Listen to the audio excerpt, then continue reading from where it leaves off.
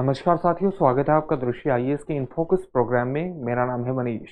हाल ही में दो प्रमुख दक्षिण एशियाई राष्ट्र मलेशिया और थाईलैंड ने ब्रिक्स समूह में शामिल होने के अंतर्गत अपनी इच्छा को अभिव्यक्त किया है। ये बात ब्रिक्स के बढ़ते हुए रणनीतिक महत्व को परिलक्षित करती है। इसलिए आज इनफोकस में हम ये समझने का प्रयास करेंगे कि ब्रिक्स के विस्तार का कारण क्या है और ब्रिक्स का बढ़ता रणनीतिक महत्व क्या है। तो इन फोकस में इन सभी पक्षों पर बात करेंगे, लेकिन सबसे पहले देख लेते हैं कि इस टॉपिक के अंतर्गत हमारे चर्चा के बिंदु क्या होंगे। सबसे पहले हमने उस खबर को जान लिया है जिसके कारण ये पूरा टॉपिक चर्चा में है। इसको थोड़ा सा और विस्तार में जानने का प्रयास करेंगे। फिर देखेंगे कि ब्रिक्स क्या है और हाल ही में जो ब्रिक्स का विस्तार हुआ है 1 जनवरी 2024 और दक्षिण पूर्व एशियाई राष्ट्रों ने भी इसमें शामिल होने की अपनी इच्छा को अभिव्यक्त किया है। तो ब्रिक्स विस्तार के कारण क्या है और ब्रिक्स का बढ़ता हुआ रणनीतिक महत्व को आप किस तरह से देख सकते हैं। अंत में आपके लिए एक अभ्यास प्रश्न होगा जिसका उत्तर आपको कमेंट बॉक्स में कमेंट करके देना होगा। ये जो पूरा विषय है यूपीएससी की मुख्य परीक्षा की सामान्य अध्ययन प्रश्न पत्र 2 से जुड़ता है, उसके अंतर्राष्ट्रीय संबंध खंड से जोड़ करके आप इसे देख सकते हैं। हम आगे बढ़े इससे पहले आप हमारे चैनल को सब्सक्राइब जरूर करिए और बेल आइकन दबाइए ताकि हमारे सभी प्रोग्राम का नोटिफिकेशन आपको मिल सके, इन प्रोग्राम से आप जुड़ सके, इनका लाभ उठा सके। साथ ही इन सभी प्रोग्राम की पीडीएफ फाइल आपको इनफोकस दृष्टि आईएएस के टेलीग्राम चैनल पर उपलब्ध कराई जा रही है। डिस्क्रिप्शन में दिए गए लिंक पर जाकर आप पीडीएफ फाइल डाउनलोड कर सकते हैं। तो सबसे पहले खबर को जानने का प्रयास करते हैं। जैसा ही आपको अभी बताया गया है कि थाईलैंड और मलेशिया ने ब्रिक्स समूह में शामिल होने के अंतर्गत अपनी रुचि को अभिव्यक्त किया है और ब्रिक्स का सदस्य बनने पर इनको तरह तरह के व्यापारिक और निवेश से संबंधित फायदे हो सकते हैं। इनके व्यापार का विस्तार हो सकता है, साथ ही इन देशों में निवेश को भी बढ़ावा मिल सकता है। ये ब्रिक्स में शामिल होने के अंतर्गत इनके प्रमुख लाभ हो सकते हैं। साथ ही ब्रिक्स में दुनिया भर से सदस्य शामिल हैं, लेकिन दक्षिण पूर्व एशिया का कोई भी राष्ट्र अब तक ब्रिक्स समूह का सदस्य नहीं है और इसके अंतर्गत भी दक्षिण पूर्व एशिया के ये दो राष्ट्र थाईलैंड और मलेशिया का विशिष्ट महत्व है। इस ब्रिक्स समूह में शामिल होने के अंतर्गत थाईलैंड और मलेशिया को मध्यम शक्ति यानी मिडिल पावर के रूप में देखा जाता है और ब्रिक्स में अगर ये दोनों देश शामिल हो जाते हैं तो अंतर्राष्ट्रीय क्षेत्र में इनकी आवाज बड़ी हो सकती है। एक अंतर्राष्ट्रीय मंच इनको मिल सकता है अपनी बातों को रखने का, अपनी बातों को अभिव्यक्ति देने का, और साथ ही इनको जो सबसे बड़ा लाभ हो सकता है वो व्यापार का हो सकता है। तो ब्रिक्स समूह क्या है और इसके विस्तार के क्या कारण हैं, इस परिप्रेक्ष्य में हमारे लिए समझना महत्वपूर्ण हो जाता है। तो दुनिया की 5 अग्रणी उभरती अर्थव्यवस्थाओं के लिए एक एक्रोनिम गढ़ा जाता है जिसको हम ब्रिक्स के नाम से जानते हैं, जिसको आप इस तरह से लिखते हैं। तो इस एक्रोनिम का मतलब क्या है? B for Brazil, R for Russia, I for India, C for China, S for south Africa, ये इसका मतलब समझा जाता है। इस एक्रोनिम को सबसे पहले वर्ष 2001 में ब्रिटिश अर्थशास्त्री जिम ओ नील द्वारा गढ़ा गया था और इन्होंने जो शब्द गढ़ा था वो था ब्रिक, यानी इसमें एस शामिल नहीं था। ब्राजील, रूस और भारत और चीन इसके अंतर्गत शामिल थे और ये दुनिया की 4 उभरती अर्थव्यवस्थाओं को अभिव्यक्त करता था।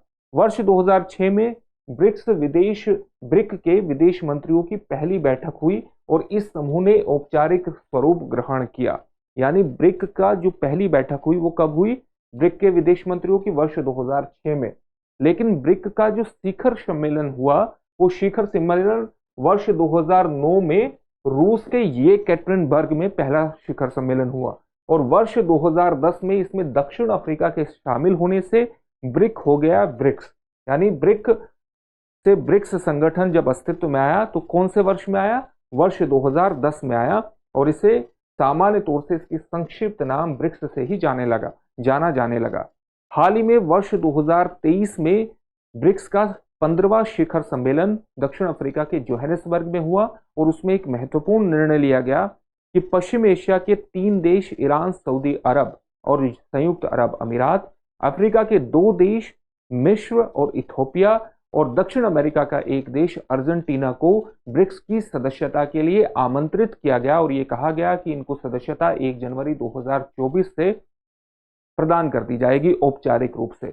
लेकिन पश्चिम एशिया के 3 देश और अफ्रीका के 2 देश यानी ईरान, सऊदी अरब, संयुक्त अरब अमीरात, मिस्र, और इथोपिया इस संगठन में 1 जनवरी 2024 को शामिल हुए, लेकिन अर्जेंटीना ने इस संगठन में अभी फिलहाल शामिल होने से मना कर दिया। यानी अर्जेंटीना वो देश है जो 1 जनवरी 2024 से इस संगठन में शामिल नहीं हुआ।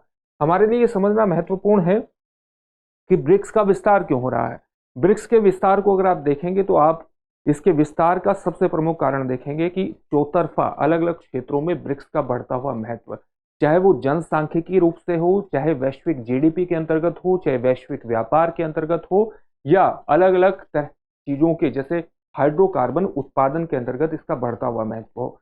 तो अगर कोई संगठन चौतरफा विस्तारित हो रहा हो तो अलग अलग देश उसमें शामिल होकर के एक अंतर्राष्ट्रीय मंच पर अपनी आवाज को अभिव्यक्त करना चाहते हैं, और साथ ही उसमें शामिल होने के बाद अपने रणनीतिक महत्व को भी बढ़ाना चाहते हैं। जैसे ब्रिक्स का किस प्रकार से विस्तार हो रहा है अभी हम देखेंगे। एक इस नक्शे के माध्यम से आप देख सकते हैं कि ब्रिक्स में जो मूल रूप से 5 देश शामिल थे, Russia, China, India, south Africa और ब्राजील। अब इसमें 5 देश और शामिल हो गए हैं। कौन कौन से? ईरान इसमें शामिल हो गया है, सऊदी अरब इसमें शामिल हो गया है, यूएई इसमें शामिल हो गया है, इजिप्ट शामिल हो गया है यानी मिस्र, और इथोपिया शामिल हो गया है, जबकि अर्जेंटीना ने 1 जनवरी 2024 से इसमें शामिल होने से मना कर दिया है। तो ये नक्शे के माध्यम से आपने देख लिया। विस्तार के क्या कारण है आप देख सकते हैं कि ग्लोबल एक्सपोर्ट्स में जो पुराना ब्रिक्स था, यानी जो नए सदस्यों को शामिल न करके ब्रिक्स था, उसकी भागीदारी ग्लोबल एक्सपोर्ट्स में यानी वैश्विक निर्यात में 18.28% की थी, जो अब बढ़कर के 20.58% हो जाएगी। वैश्विक जीडीपी में पुराने ब्रिक्स की जो भागीदारी थी वो 25.77% थी, जो अब बढ़कर के लगभग 30%, 29% हो जाएगी। पॉपुलेशन में, जनसांख्यिकी में अगर भागीदारी देखें तो पुराने ब्रिक्स की भागीदारी लगभग 41% थी, जो बढ़कर के अब 46% हो जाएगी। और अगर हम ऑयल प्रोडक्शन की बात करें तो पुराने ब्रिक्स की जो भागीदारी थी वैश्विक, वो ऑयल प्रोडक्शन में 20.4% थी, जो अब बढ़कर लगभग 43% हो गई है। यानी सभी क्षेत्रों में ब्रिक्स का महत्व का विस्तार हो रहा है। इसलिए अलग अलग देश इससे जुड़ करके अपने महत्व को और अपने रणनीतिक महत्व को और अंतर्राष्ट्रीय मंच पर अपनी बात को रखना चाहते हैं। खास तौर से ग्लोबल साउथ के देश इस मौके को बिल्कुल भी छोड़ना नहीं चाहते और वो इसमें शामिल होना चाहते हैं, और इसीलिए 40 देश ऐसे हैं जो ब्रिक्स समूह में शामिल होने की अपनी इच्छा को अभिव्यक्त कर चुके हैं, और लगभग 26 देशों ने इसके लिए आवेदन भी प्रस्तुत कर दिया है, जिसमें से 2 प्रमुख दक्षिण पूर्व एशियाई देश है, थाईलैंड और थाईलैंड के साथ साथ मलेशिया। तो मलेशिया और थाईलैंड के बहुत ही महत्वपूर्ण व्यापारिक संबंध चीन के साथ है। तो अगर चीन के साथ व्यापारिक महत्वपूर्ण संबंध है और अगर ये ब्रिक्स में आ जाते हैं तो ब्रिक्स के सभी देशों के व्यापारिक संबंधों का, उनके विस्तारित व्यापार का ये लाभ उठा सकते हैं। तो साझा उद्देश्यों के लिए देशों के साथ सहयोग अगर ब्रिक्स बढ़ाना चाहता है तो इसे अपना विस्तार करना ही होगा।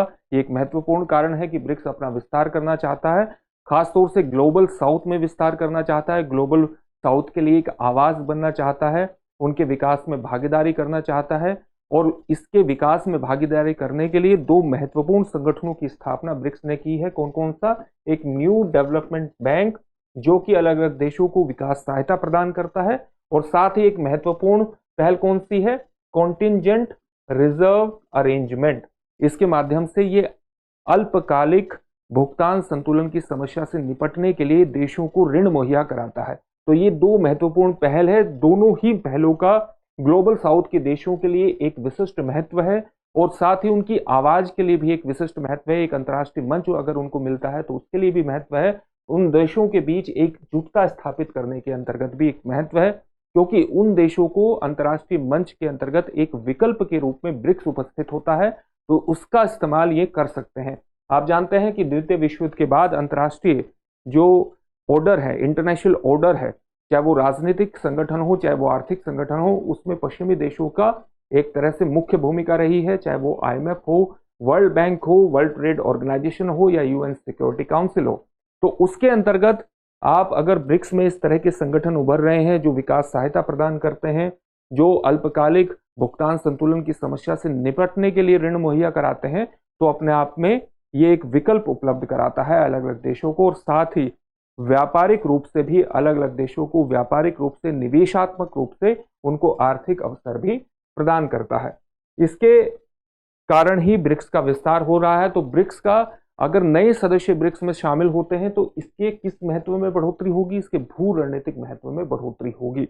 इसके कुछ प्रमाण भी हम देख लेते हैं। प्रमाण कैसे देखेंगे? जैसे पश्चिम एशिया के 3 देश इसमें शामिल हुए हैं। तो पश्चिम एशिया के जो 3 देश शामिल हुए हैं, ईरान, सऊदी अरब और यूएई, इनके पहले से ही ब्रिक्स के देशों के साथ बेहतर संबंध है। जैसे सऊदी अरब तेल उत्पादन का 35% चीन और भारत को जाता है। सऊदी अरब जितना तेल उत्पादन करता है उसका 35% चीन और भारत को निर्यात किया जाता है। ईरान ने ट्रंप शासनकाल के दौरान जो सैंक्शन लगे थे ईरान पर, उस दौरान ईरान प्रतिदिन 4 लाख बैरल तेल उत्पादन करता था, जो अगस्त 2023 में बढ़कर के 22 लाख बैरल प्रतिदिन तेल उत्पादन हो गया है। तो इसके अंतर्गत भी भारत और भारत सहित ब्रिक्स देश अपने हाइड्रोकार्बन की जो जरूरतें हैं, जो अपनी तेल की जरूरतें हैं, उनको पूरा कर सकता है। साथ ही मिस्र और इथोपिया अगर इस संगठन में शामिल हुए हैं तो हॉर्न ऑफ अफ्रीका और लाल सागर में एक महत्वपूर्ण उपस्थिति ब्रिक्स की दर्ज हो सकती है। उसी प्रकार से अगर दक्षिण पूर्व एशिया के देश इसमें शामिल होते हैं तो दक्षिण पूर्व एशिया में भी एक रणनीतिक फुटप्रिंट ब्रिक्स का स्थापित हो सकता है, जिसका लाभ भारत को भी मिलेगा। आने वाले समय में यह संभावना जताई गई है कि वियतनाम, लाओस और कंबोडिया भी ब्रिक्स समूह में शामिल हो सकते हैं। और अगर ये देश शामिल हो सकते हैं तो इससे ब्रिक्स को अपने फुटप्रिंट फैलाने में, अपने भू रणनीतिक महत्व को फैलाने में मदद मिलेगी। ब्रिक्स के नेता पिछले 15 वर्षों से लगातार शिखर सम्मेलन कर रहे हैं और अपने आंतरिक मतभेदों के बावजूद, अपनी आंतरिक प्रतिस्पर्धाओं के बावजूद, उन प्रतिस्पर्धाओं के होते हुए भी एक सर्वसम्मत घोषणा पत्र जारी करने में कामयाब हुए हैं। और लगातार इन घोषणा पत्रों की जो विषय वस्तु है, जो कंटेंट है, वो विस्तारित होता गया है। और इसका एक महत्वपूर्ण उदाहरण है वर्ष 2023 में जोहानिसबर्ग घोषणा पत्र, जिसमें कई पैराग्राफ में अंतर्राष्ट्रीय संगठनों में व्यापक सुधारों की बात की गई, जो अपने आप में ग्लोबल साउथ की आवाज को भी व्यक्त करता है। क्योंकि ग्लोबल साउथ ये मानता है कि जो अंतर्राष्ट्रीय संगठन है, जिनकी स्थापना सेकेंड वर्ल्ड वॉर के बाद हुई थी, चाहे वो यूनाइटेड नेशन हो, यूनाइटेड नेशन सिक्योरिटी काउंसिल हो, या IMF हो, या वर्ल्ड बैंक हो, वहां पर उनका पर्याप्त प्रतिनिधित्व नहीं है और वो उनकी विकास आवश्यकताओं की पूर्ति करने में वर्तमान में सक्षम नहीं है। तो इस आवाज को अभिव्यक्ति मिली जोहानिसबर्ग घोषणा पत्र में। साथ ही इस घोषणा पत्र की एक महत्वपूर्ण बात रही कि इसने आंतरिक व्यापार और वित्तीय लेन देन में स्थानीय मुद्राओं के उपयोग को प्रोत्साहित करने पर एक सहमति अभिव्यक्त की। यानी एक जो डॉलर का विकल्प क्रिएट करने की बात हो रही है, सृजन करने की बात हो रही है कि डॉलर का विकल्प अंतर्राष्ट्रीय व्यापार में होना चाहिए, तो उसको भी एक अभिव्यक्ति यहाँ पर मिली। नए ब्रिक्स सदस्य जो हैं वो अगर इस संगठन में शामिल हो, नए ब्रिक्स सदस्य और जो ब्रिक्स में शामिल होने वाले इच्छुक सदस्य हैं, अगर वो इसमें शामिल होते हैं तो ब्रिक्स वर्तमान में एक बेहतर राजनीतिक और आर्थिक ढांचा उनको उपलब्ध कराता है, जिसकी अभिव्यक्ति जोहानिसबर्ग घोषणा पत्र में हुई है। और यही कारण है कि जोहानिसबर्ग घोषणा पत्र को, जोहानिसबर्ग शिखर सम्मेलन को आधुनिक इतिहास में एक महत्वपूर्ण मोड़ के रूप में वर्णित किया जा रहा है, क्योंकि वस्तुतः इसने अपने आप को पूरी तरह से जो सेकेंड वर्ल्ड वॉर के बाद अंतर्राष्ट्रीय ऑर्डर को स्थापित करने में जिन संगठनों की एक महत्वपूर्ण भूमिका रही है, उसके एक विकल्प के रूप में अपने आप को प्रस्तुत कर दिया है। और इसीलिए इसको एक महत्वपूर्ण मोड़ के रूप में प्रस्तुत किया जा रहा है। इससे संबंधित एक प्रश्न देख लेते हैं। प्रश्न क्या है? निम्नलिखित में से कौन सा देश 1 जनवरी 2024 को ब्रिक्स संगठन में शामिल नहीं हुआ? आपके ऑप्शंस हैं सऊदी अरब, मिस्र, इथोपिया या अर्जेंटीना। इस प्रश्न का उत्तर आप हमें कमेंट बॉक्स में कमेंट करके जरूर दीजिए। फिर से एक नए सेशन में आपसे मुलाकात होगी। धन्यवाद।